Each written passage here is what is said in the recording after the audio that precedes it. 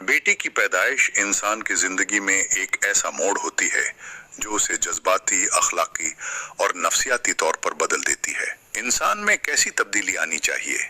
औरत के बारे में सोच और बिहेवियर में मुकम्मल तब्दीली। इसका मतलब ये है, नंबर 1, एहतराम और तहफ़्फ़ुज़ का एहसास। अब वो हर औरत को सिर्फ एक फर्द के तौर पर नहीं, बल्कि अपनी बेटी के अक्स के तौर पर देखे।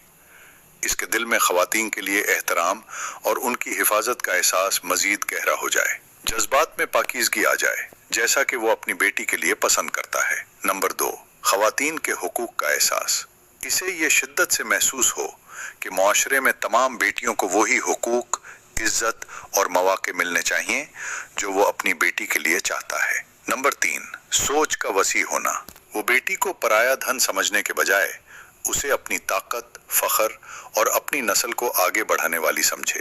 नंबर 4, इंसान के अंदर की सख्ती, खुदगर्जी या सिनफी इम्तियाज को ख़त्म हो जाना चाहिए और इसकी जगह नरमी, शफकत और मुसावात आ जानी चाहिए। बेटी की पैदाइश बाप को इंसान बना देती है, बशर्ते ये कि जिंदा ज़मीर और गैरतमंद हो।